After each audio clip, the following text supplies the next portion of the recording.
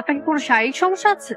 আস্তে, আপনি এ ধরনের প্রশ্ন এত উচ্চ স্বরে কেন বলছেন? মানুষজন শুনতে পাবে। মানুষ, এটা কি আপনার প্রথম বিয়ে? জি। বর্তমানে কোনো গার্লফ্রেন্ড আছে? না। অতীতে ছিল? না, অতীত বর্তমান কোনো কালেই কোনো গার্লফ্রেন্ড ছিল না। কেন ছিল না?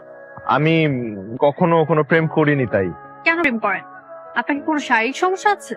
আস্তে, আপনি এ ধরনের প্রশ্ন এত উচ্চ স্বরে কেন বলছেন? মানুষজন শুনতে পাবে। মানুষ শুনলে সমস্যা কি? আর তাছাড়া আমাদের কথা কেউ শুনছে না, সবাই নিজেদেরকে নিয়ে ব্যস্ত। তো আমি দেখতে পাচ্ছি যে কিছু মানুষ তাকাচ্ছে এখানে।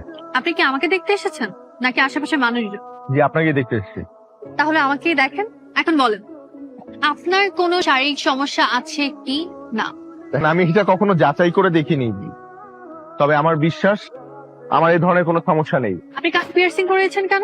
এটা ম্যাগনেট, আপনি চাইলে আমি আপনাকে খুলে না দেখ। না, না, লাগবে না।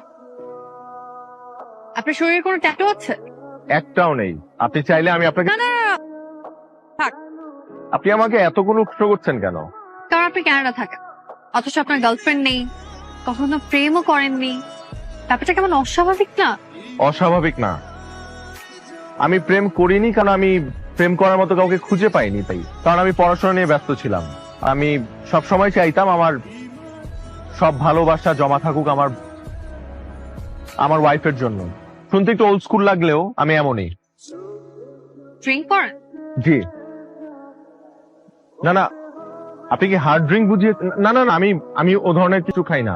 নাইট ক্লাবে যান? না। আপনার কি এইচআইভি আছে? না। আপনি কি আসলে কানাডা থাকেন? না আপা, আমি আন্দর কিল্লা থাকি। আমার সাথে একদম ফাইজলামি করবেন না, আমি আপনার বেআইন না। সরি।